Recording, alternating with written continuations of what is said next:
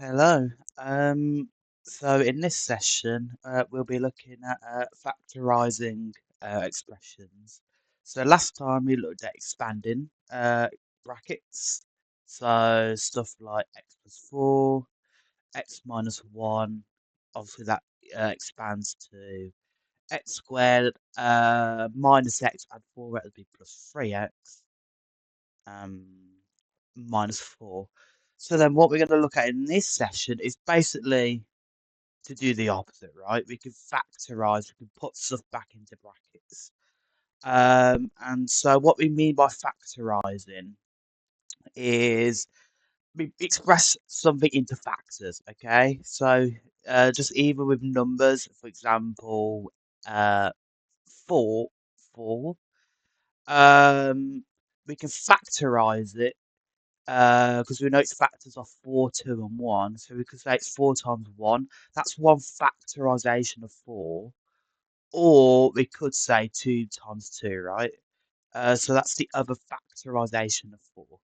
Okay, so notice a factorization is a product of factors, okay? So we're tying the two numbers together, right? So that's essentially all we mean by factorizing. And actually, it turns out we can do it with algebra as well. And you can see here, if we go backwards, we have these two brackets.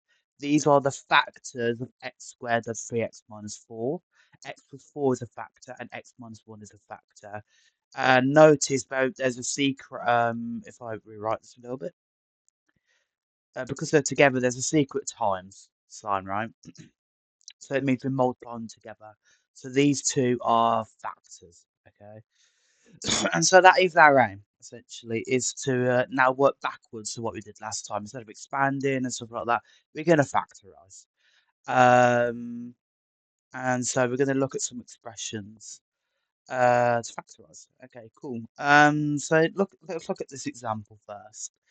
So we are required to factorize these expressions completely. Okay. So let's do a pi 3x plus 9. So when we factorize, we seek to find out factors, right? Things or numbers we can pull out that will go into all the terms that we have. So it's a common factor, okay? So in this case, it's a fairly simple case, but we can see that 3x and 9, well, 3 goes into both terms, right?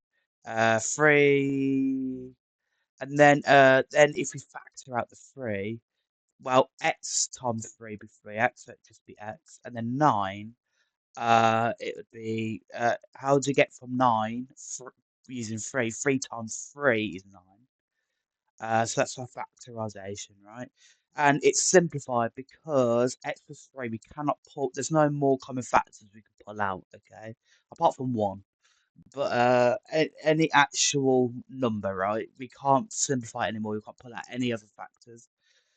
So this is factorized fully. So the whole idea then, as you think, is we sort to find out a common factor of all the terms, which is 3 in this case. The 3 goes into 3x because of 3 times 1 is 3. And then 9 goes into 3 as well because 3 times 3 is 9. Okay, cool. And then part B, we have x squared minus 5x. And again, what factor is common? What number or term goes into both individual terms, right? The x squared and the minus 5x. That is x, isn't it? And remember, you can include terms to pull out as well instead of just numbers. You can use algebra as well. So x goes into both of them because then x times x will give us x squared.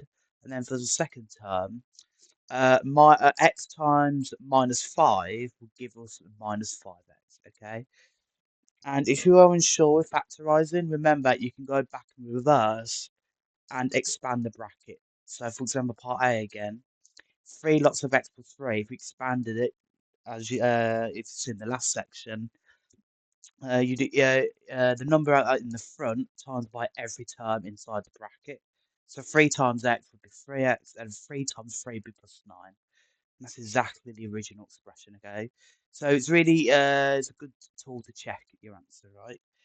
by recognizing their reverse, by doing the reverse, right? Anyway, so part C, then we now have 8x squared at 20x. Well, immediately I notice x is in both terms, so I can pull an x out. But also, let's look at the actual numbers as well, the coefficients. Well, 8 and 20, I know 2 is a common factor in both of them as well. And it's the highest common factor. Because then 2 times 4 would be 8, and then 2 times 10 would be 5. But I think we can do better than 2, right? Um, we can say 4, right? Because 4 also goes into it. So actually, 4 is the highest common factor. And so then 4x, how are we going to get 8x squared from 4x? Well, we're going to times by 2x, right? 4 times 2 is 8, and then x times x is x squared, okay? And then for the second term, the 20x, well, we already have an x, so then just to get 20, we're going to times by 5, aren't we? Because then 4 times 5 is 20, so we get 20x. Cool. If we were a bit stuck, perhaps like I said, maybe if you said 2x instead, if you couldn't recognize what factor, what highest number goes into both terms. Say if I said 2x, right? Then 2x, how did it get to 8x squared? Well, we said it'd be 4x, wouldn't it? Because then 2 times 4 would be 8. And then for 20, we would have 10x, right? 10. Because then 10 times 2x is 20x. But actually, then that's not fully simplified because then you should spot this also has a common factor of 2 in both terms, right? So we can factorize out 2x, and then I can factor out a 2, right? Because then 4 and 10, the 2 goes into both of them. And then if I factor 2 out in the bracket, you'd be left with 2x plus 5, right? And then if I do 2x times 2, that'd be 4x, right? And then 2x plus 5. And that exactly matches our result here. Okay, cool. So yeah, so if you were ever a bit unstuck, stuck exactly what factor to spot, just try to spot a factor, and then if there's more factors there, then you'd be able to factor on to simplify further. Okay. But yeah, cool. Part D, we have 9x squared y and 15xy squared. Okay, well, I noticed xy is firstly a common factor in both of them. We have x squared y, that'd be x lots of xy, right? And xy squared would be xy times y. Okay, but that's the only the only factor we can pull out with the algebra, right? Um, so it'd be xy, but also then let's have a look at the numbers. Well, 9 and 15. Well, because spot 3 goes into both. 3's the highest factor, right? So 3 goes into both terms as well.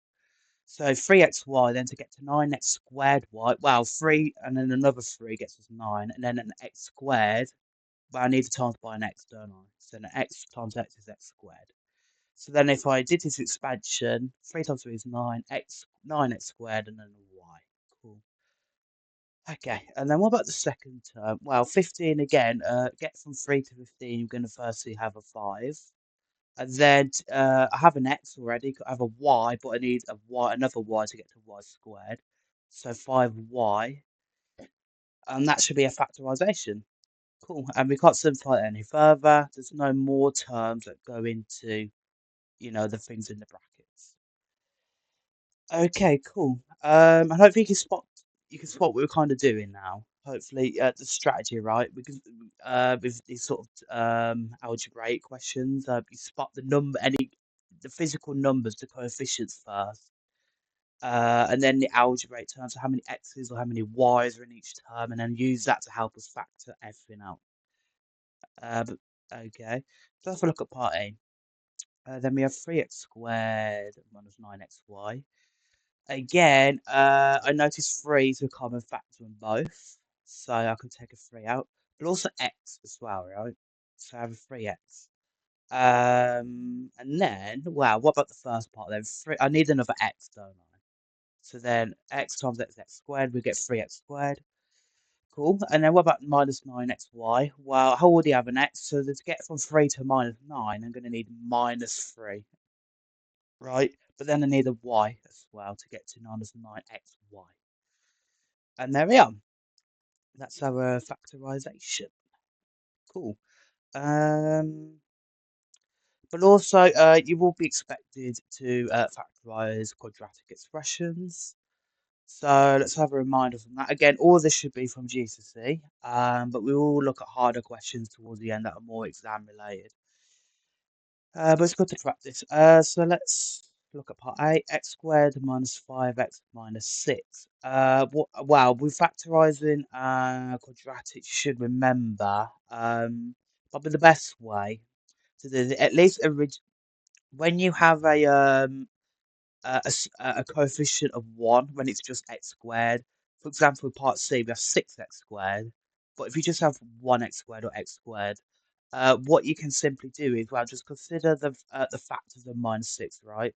So it'll ultimately want two numbers that times to give minus 6 and add to give minus 5, right?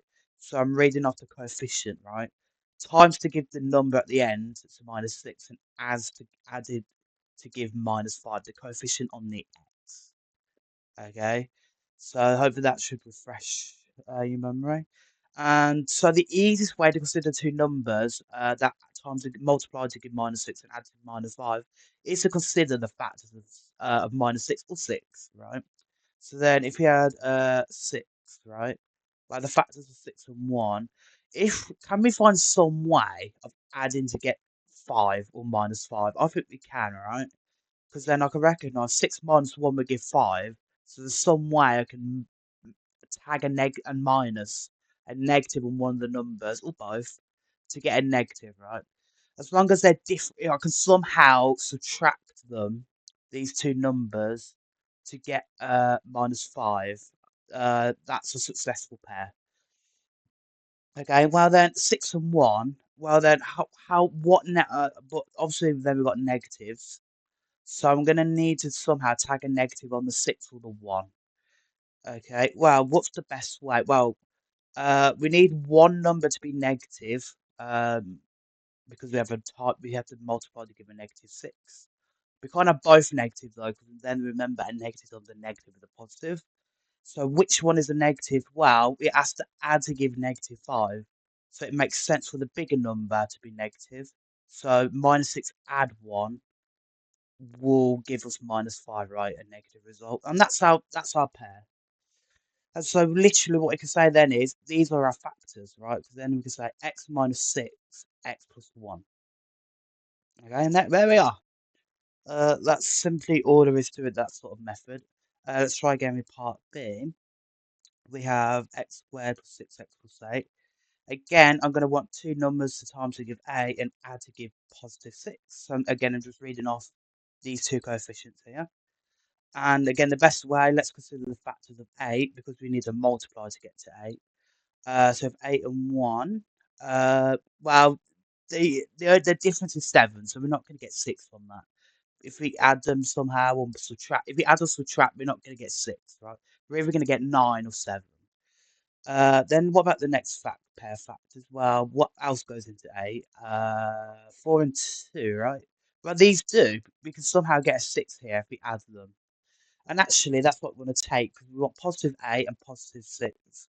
So we want 4 and 2 as they are, right? Positive 4 and positive 2. And those are factors. So then we have x plus 4, x plus 2. And that's our result, okay? So these are our two factors for that quadratic expression. Okay, cool. Part C, 6x squared minus 11x minus 10. Now, this is a bit more complicated because we have a coefficient, a number in front of the x squared. Okay. So part A and part B specifically are called monic quadratics. Mono meaning one. Okay, meaning that the coefficient of the x squared is 1. So we can use this method as we just saw. But when you have non-monic quadratics, which is when obviously you have a coefficient, in front of the x. So here's 6 is the coefficient. A coefficient that isn't 1, okay? Um, what you need to do instead is we can't simply just jump into times minus 10 and add to give minus 11. What you instead need to do is adjust this a little bit by instead of minus 10, we're going to consider the factors of minus 60, which comes from 6 times minus 10. So you always times the coefficient by the by the number in front, so the minus 10. So we instead of considering the factors of minus 10, we're considering the factors of minus 60, which is 6 times 10. Okay, and then we add exactly to give minus 11. Okay, that bit hasn't changed. So it's a slightly adjusted method, but the method's generally the same. Okay, so minus 60 and minus 11. Well, let's just consider the factors of 60. So 60 and 1. Then 30, well, that's not going to get us anywhere near 11. 30 and 2, again, 28 or 32, not really in the ballpark. What about 3? Yes, 20 and 3. Their difference is 17. So no, not really. Does 4 go into it? Well, 40 does. 40 times 4, 40 is a factor of 4. 40, 44, 48, 52, 56, 60, yes. So 4, and then 40 is 10, so 44 is 11, 48 is 12, 52 is 13, 56, 14, 60 with 15. Okay, obviously you could just compute that division yourself. 15 times 4 is 60. Um, and actually this will give us 11 somehow if we subtract the 15 by the 14 in some way. Okay. But we want negative 60 and negative 11, so not 60 and 11. But obviously this tells us the pair that we want to pick. Okay, so somehow this gives us 11, this pair of numbers, this factor. Um, but we want negative 60, so we want one of them to be a negative. Okay, so 15 or 4, but then also we want them to add to minus 11. So again, we're going to pick the highest number to be negative, because then adding them we get a negative. So negative 15 and 4. So then 4 times minus 15 is minus 60, and minus 15 add 4 is minus 11. So we're good. So minus 15 and 4, what we want. Now, we cannot straight away then jump into, say, x minus 15, x plus 4. That's not what we do. And you can spot that's wrong as well, because if you expanded it, you're going to get x squared, not 6x squared, which is what we want. But what this does tell us is actually the best way to split up the minus 11x. What we're going to do now, this is quite a crafty thing, is what we can say is 6x squared, and then we can split minus 11x up to minus 15x and 4x instead. So 6x squared minus 15x, add 4x minus 10. That will still add to minus 11, which is why we needed to add to minus 11. So this is still identical to the original quadratic we had. We just found a way, and that's what this whole method does here, is finding a way of splitting up this 11 this x term into two different terms.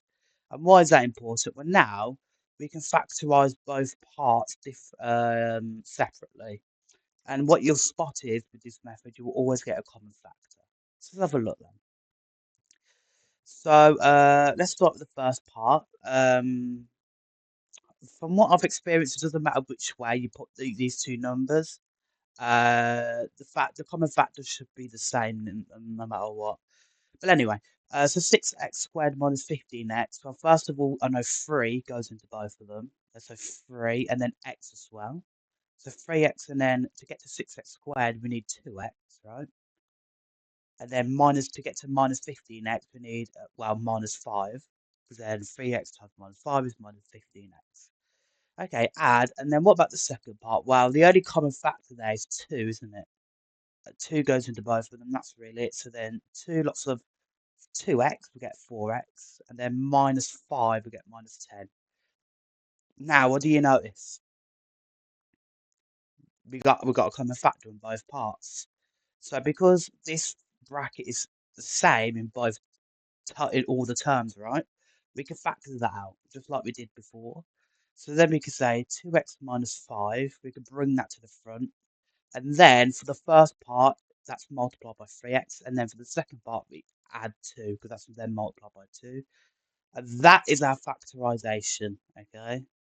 And you notice this will work now because 2x times 3x will give us 6x squared. And you can check if you expand it, you will get exactly the original quadratic we got, okay? So that's just you should have seen that GCSE, but that's a refresher's course. We will look at another example when we look at the exercises. Okay, but part D then is x squared minus 25. Now with this one, you could potentially do what we did before, but then recognise we have 0x minus 25. So we want factors of 25, but then that add to 0. However, what you need to spot these sort of terms, when we have two square numbers and recognise 25 is 5 squared, so 25 is a square number. When we have an expression of the form x squared minus a squared, so you have two square numbers subtracted from one another, we can immediately factor as x minus a, x plus a. Okay, so that's called difference of two squares, and that can come in handy when you know to spot it. Okay, so when you can spot, we've got a difference of two squares, which is in the name, but we're taking the difference and they're both two square numbers. We can use this factorization here. So in this case, well, we want x squared minus 25. We'll then say x minus, well, the root of this, so it'd be 5. So root 25 would be 5, then x plus 5. Okay, and that will always work. When you can spot this, and if you expand it, you will get exactly that result back. And the whole idea with that is to avoid having an x term, right? Because then you only have an x squared and a number. Okay, part A. Um, we have 4x squared oh, minus 9y squared. And again, we need to spot these square numbers. So here, 4x squared, if you almost root both terms, right? If you root 4x squared, you'll get 2x, right? So then 2x all squared will get us to 4x squared. Then what about the 9y squared? Well, that'd be 3y, wouldn't it? So we have minus 3y, because then 3y all squared will get us 9y squared. Because then 3y times 3y would be 9y squared. Okay, and then so 2x minus 3y, 2x plus 3y. Okay. And that's it. So when you recognise difference of two squares, you can immediately jump to the factorisation without having to do the method we did before in the other parts of the question. Especially when we get to rationalising the denominator later on in the chapter, the difference of two squares will really be helpful. Yeah, okay. Question 8. We can then factorize other expressions. So here for part A, we have x cubed minus 2x squared. Well, what term again is common on both? Well, x squared really.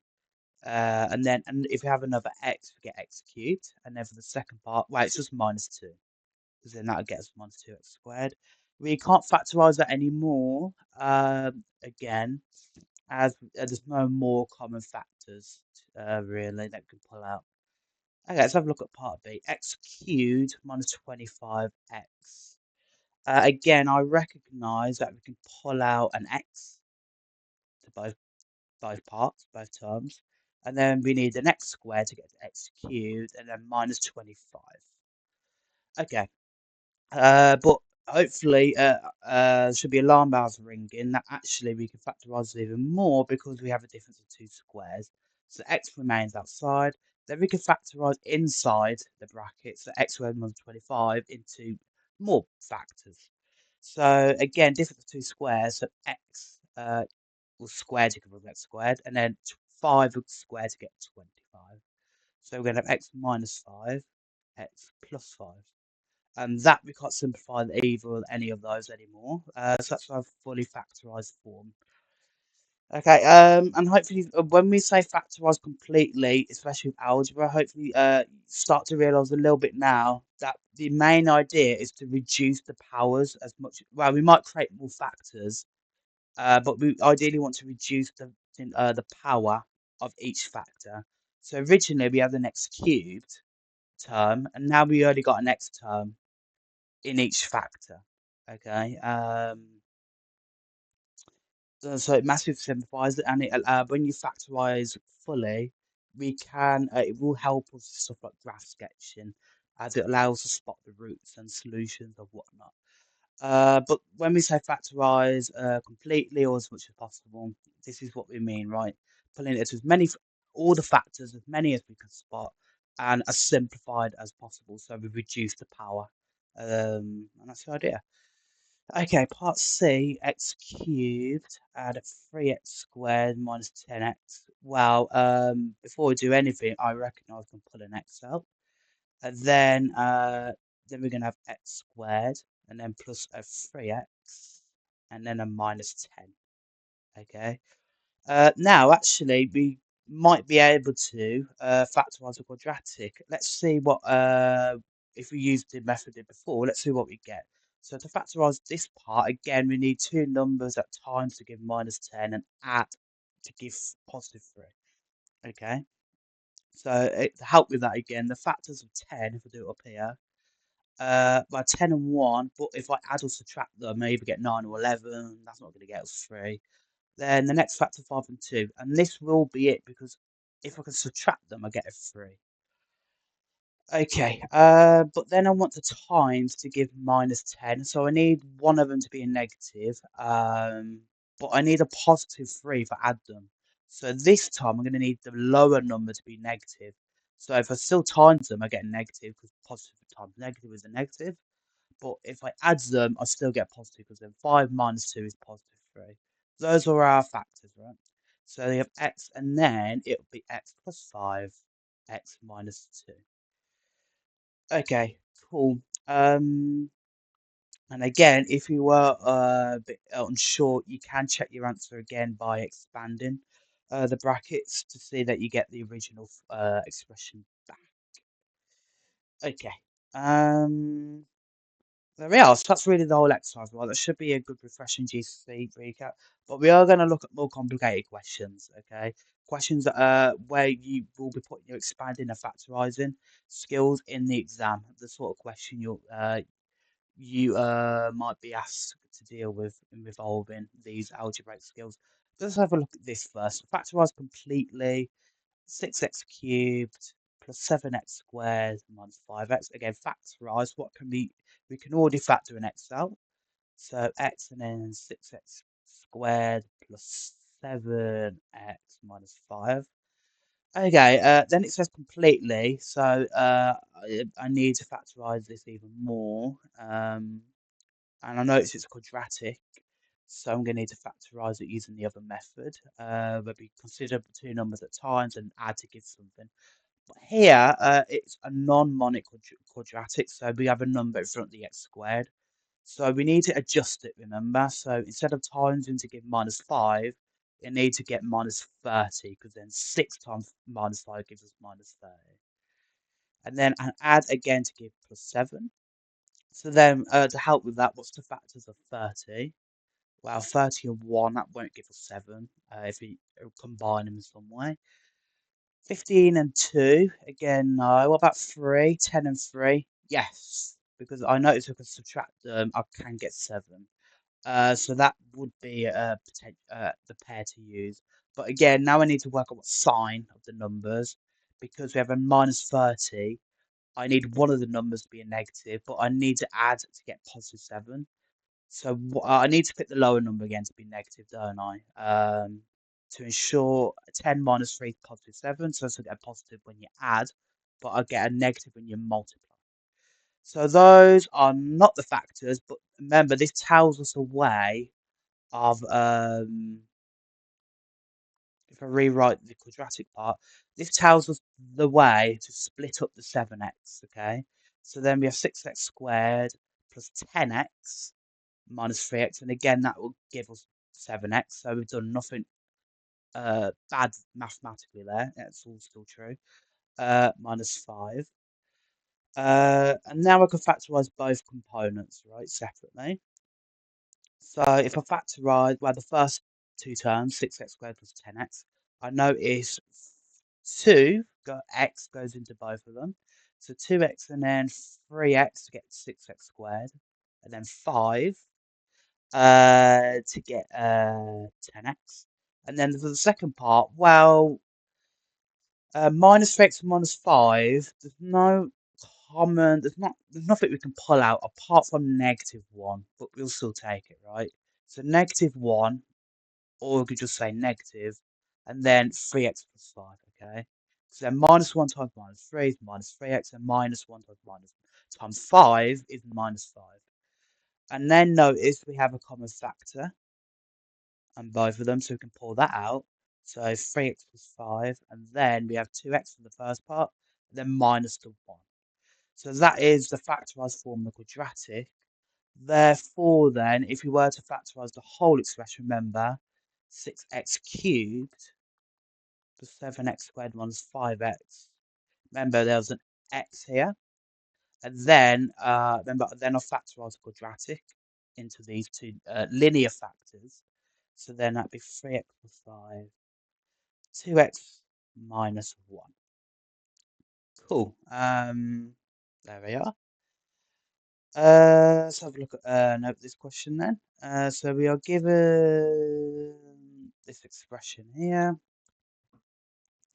So we are given that x cubed minus x squared minus 17x minus 15 is x plus 3, x squared plus bx plus c. So it's a little bit of a step up, but we can just apply exact same knowledge that we already know to help with it.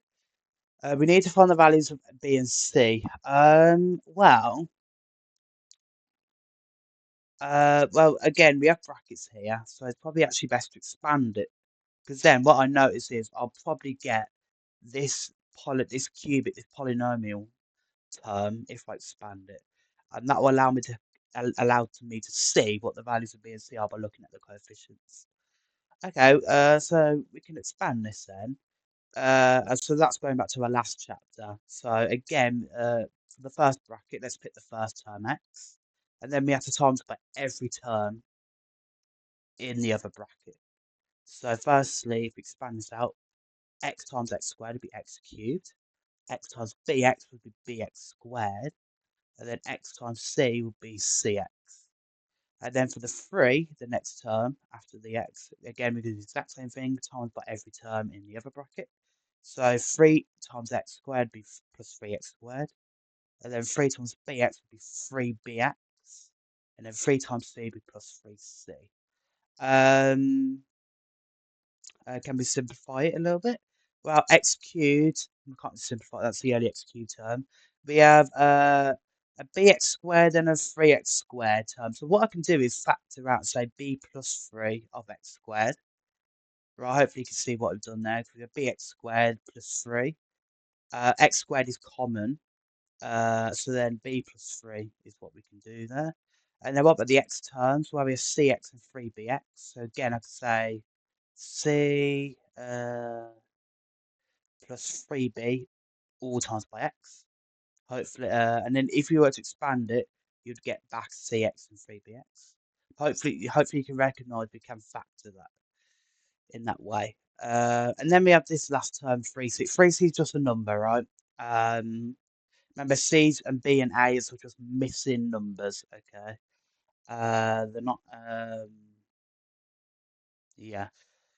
Okay, but then, if we were to then rewrite this other um, term here, what we were given x cubed minus x squared minus 17x minus 15, well, what you can recognise now, we should be able to compare it. both sides. Well, x cubed, we get x cubed. That's great. Cool. But then it said minus x squared is equal. But we know we have b plus 3x squared. That means that minus x squared has to be b plus 3x squared, right? And therefore, if we cancel out the x squared, we have b plus 3 is negative 1. And there we can solve this equation, can't we? Because then b, if we subtract 3 to both sides, b would be negative 4. Okay. Um, so I found b. Okay. Then what about the next term, minus 17x? Okay. I could then compare minus 17 to c plus 3b, but a good strategy is look at the last number because there's only what it's a lot less complicated than this. Because then the last number is minus 15, but then minus 15 has to equal the last number of the 3c, right? And that is a lot easier to solve because then if we just divide by 3, c would be minus 5. Okay, so we found those missing values. This method is, if you did it for the first time, it takes some time to think about what's done there, but particularly when you move on later on in the courses, you will see this method a lot. This is called comparing coefficients, which again is kind of in the name. So I've compared basically the coefficients of all the individual terms on the left and the right hand side, and they have to be equal. So then this minus 1, for example, the x squared, that minus 1 term has to equal the b plus 3 term outside this x squared. Okay, so that allows me to deduce b plus 3 is minus 1, for example, and that allows me to work out the missing value. Okay, so now we can actually just, if I actually get rid of all this now, now I've found the missing values, I can substitute that into what we've got up here. So this would be then x plus 3, x squared, and bx. So bx is minus 4, so it would be minus 4x, and c is minus 5. Okay. I'm gonna write that down here. This C bit, so I can get rid of this to make more space. Okay, cool. So that's part A, and then part B. It's asking us to fully factorize. So it's asking us to factorize even further. Well, the only thing we can factorize is this quadratic part. And again, well, it's a quadratic, and it's an easy quadratic. It's again only just x squared, no number in front. So we can simply just consider what times to give minus 5 and adds to give minus 4. Okay, again, that's these two numbers in front. There. And again, let's consider the factors then of 5. So 5 and 1. Well, this actually does, because then 5 minus 1 gives us 4. So we can find some way if we put the negative in the right place to get these two results, minus 5 and minus 4. Okay, well, I need two numbers times to give minus 5, so one of them has to be negative. But then I need an add to give negative as well, so it makes sense for the bigger number to be negative. So if I add, I get a negative. So then minus 5 add 1 is minus 4, and obviously they times to give minus 5. So a factor then of x squared minus 4x minus 5, we can say it's x minus 5 and x plus 1. Okay, and that is fully factorized now. We can't do it any more with that. There's no more numbers we can pull out. We can't factorize algebraically, like it's linear, so it's as far as it goes. Okay, we can't like reduce the powers down anymore. And there we are. That's fully factorized. So that's the main bit. So now we'll look at some challenge questions to really end it off to really stretch and challenge. So part A actually will need to be able to do at some point. They do like throwing these sort of questions in. But 4x to the 4 minus 13x squared plus 9. Again, we need to factorize fully. But the problem, we can't factorize anything out at the moment. But what you should notice is actually this resembles a quadratic, doesn't it? Because if we say that u was x squared, we can transform this into 4 of u squared. Remember, x squared, to get to x to the 4, we can say that's x squared, all squared, right? And then remember the power law, remember what we did with the index law at the start of this chapter. If you have a bracket like this, that's all raised to a power, we times the powers together. So 2 times 2 is x to the 4. So if I square x squared, or I square u, so u squared would be x to the 4, then I get 4u squared minus 13u, x squared is u, plus 9. Now this is exactly a quadratic. Okay, this is called a disguised quadratic, and we will look at more of this in the next chapter when you look at quadratics. Because it can be transformed or made into a quadratic. It looks like a quadratic, but it's not exactly a quadratic. It's a disguised quadratic. Okay. So now we have it in quadratic form, and the best idea with these sort of disguised quadratics is to use a substitution, to sum it with replace to make it clear we have a quadratic. Okay, but now we can factorize this, treat it as because we have a u squared minus u squared u and a constant, so it's a quadratic term, right? Again, so we can know how to factorize quadratics like we saw earlier, but again, it's a harder quadratic because we have a 4 in the front of a u squared. So instead of considering plus 9, we need to consider 9 times 4, which is 36. Okay. Then we need to add to get minus 13. So how are we going to help with that? Well, we consider the factors of 36. Okay.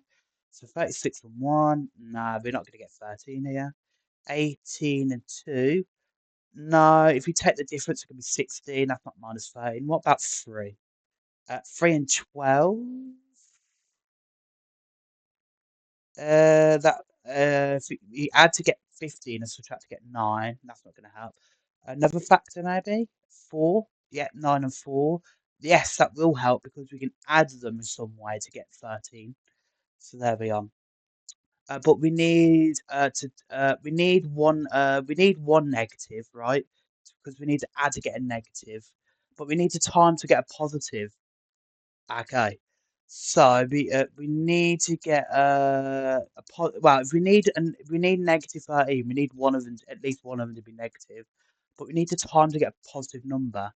Well, if we times two negatives, you get a positive. So the only way we're going to do that is to make both of these negative.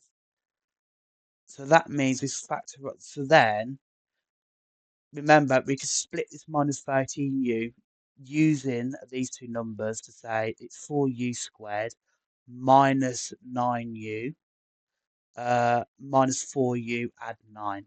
Okay. And again, then I'm going to factorize both parts separately. So 4u squared minus 9. Well, the only thing that goes into it is a u, really. So u and then 4u minus 9. And then we're going to have, you could just leave it as minus 4u plus 9. But then I want a common factor. Well, the only way I can do that is to pull out a negative, right? So I pull out a negative, then it'd be negative 4u minus 9. Because then minus 9 times minus 1, we get up to plus 9. And now we have the same quadratic, okay? Because then we're going to be left with u minus 1, 4u minus 9. And that's fully factorized. That's great. However, the last step is actually, this is u, not x. So to get back to x, because we want to factorize for x, not u, we just bring it back in. So then we say x squared minus 1 for u, and then 4x squared minus 9. Okay, but actually, we can do more with this, can't we? Because I know I can factorize this even more because we could factorize now because remember we have an x squared term. These are not linear. These brackets. We have an x squared term. Linear, by the way, means it's simply ax plus b. So, for example, 2x plus 5. It's like a straight line. Okay, but because we have a quadratic, we have a degree a part of 2. We could simplify it further into a linear, right? A term with only an x. degree of 1, if you will.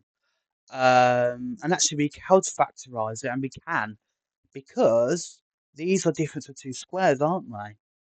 Both of them, actually. So, firstly, the x squared minus 1, we've got a difference. Well, x squared and 1 is a square because then x squared, well, x goes into x squared, and then 1 obviously goes into 1. So, we can say x minus 1, x plus 1 is the factorization of x squared minus 1. Okay. And then likewise with the other bracket, 4x squared minus 9. Well, 2x and 3 are the square, are like the roots, right? The things that square to get 4x minus 9. So we're going to again have 2x minus 3, 2x plus 3. Okay. And that is now factorized as fully as possible. They're all linear. We can't do any more of that. We can't pull out any numbers or constant or coefficients in front. So that's fully factorized then. There we are. See what's a challenge question. There's a lot of moving parts to that question. Brought everything together, but good question that is. Hopefully you recognise that we've done nothing that more really than using index laws, and we use the exact same approach of factorisation, right? Difference of two squares and factorising a quadratic. Nothing new there, but it's brought everything together. Hopefully you can see what we've done there. Okay, part B. Part B is a proper hard question. We have 2x squared plus 5xy minus 3y squared. The key difference this time is we got another number, we've got another algebraic term involved. We've got a y. Okay. Um, and I don't ask this, don't worry, this particular sort of question should be examined or whatever, but it's a good challenge question, especially if you're looking at STEP or math, for if you're applying for maths at uni later on or whatever. This is not a bad question to look at. But we can still apply exactly what we know. We can apply the exact same procedure. Just don't be thrown off by the y. Because like, well, if we say we keep a polynomial, say this is quadratic for x, right? Uh, Again, the a term is going to be 2. But then, if we just treat y as a number, y is another number constant, right? Well, we could say the b term, remember we have ax squared plus bx plus c as a quadratic. The b would be 5y, and then c would be minus 3y squared, okay? So all I've done there is basically treat y as another number. It's x that I'm interested in, but y is just a number, right? It's kind of like almost like saw earlier. What question was it? Here, right? When the b's and the c, the b and c's are just numbers. There might be algebra. B and c are letters, but they could just be fixed. The numbers, right? They're constants. Um, but x is actually what we're interested in. So that we could treat it in the same way here. So y is just a number. Okay, so we could just treat y, and yeah, and then we can apply the exact same procedure. Well, what would be the procedure? Well, again, a is x squared. It has a number of 2 in front, so we need to adjust. So we need, instead of looking at numbers at times to give minus 3y squared to see the number at the end, we need to times by 2. Okay, so then the 2 times minus 3y squared will be minus 6y squared, and we need to add to give 5y. Okay, so we need 2 times that give add to give 5y and times to give minus 6y squared. Okay, how is that going to look then? Well, let's think about it. We need 2 numbers that add to give 5y and times to give minus 6y squared. Well, actually, I think the best way is to consider, well, what if we had numbers a, y, and b, y instead of just a and b. So 2 numbers then. Uh, um, so say 2 numbers that add to give 5y. So in other words, the coefficients a and b would give us 5, right? So if we add ay to by, we get 5y. And then if we times ay by by, we're going to get minus 6y squared. And we recognise that because y times y would be y squared. So actually, what this boils down to is looking for two numbers that gives 5 and two numbers at times to give -6. Right, hopefully you can see that, and that is the exact same approach. But how are we going to work that out? Well, then, what are the factors of 6? 6 and 1. Well, 6 minus 1 gives us 5. So really, we want two numbers to give add 5 and times to give 6. Because then we can tag them with a y. Um, to make sure we account for the fact we have 5y, not just 5, and 6y squared and then just -6, you know. But we found it because then 6 minus 1, that will give us add to 5 somehow if you subtract them.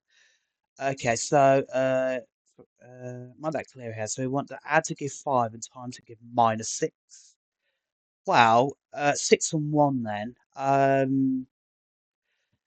Well, I need time to give -6. So one of the numbers has to be negative. But if I want to add to give 5, well, I need them big numbers to be positive, right? So then -1 has to be a negative to give a positive number. So then 6 minus 1 will give us +5. 6 times -1 will be -6. And that's our number, right? So then that's telling us that AY would be, well, A could be 6Y, doesn't matter. And then BY would be -Y, okay? So that's just the coefficients of the Y.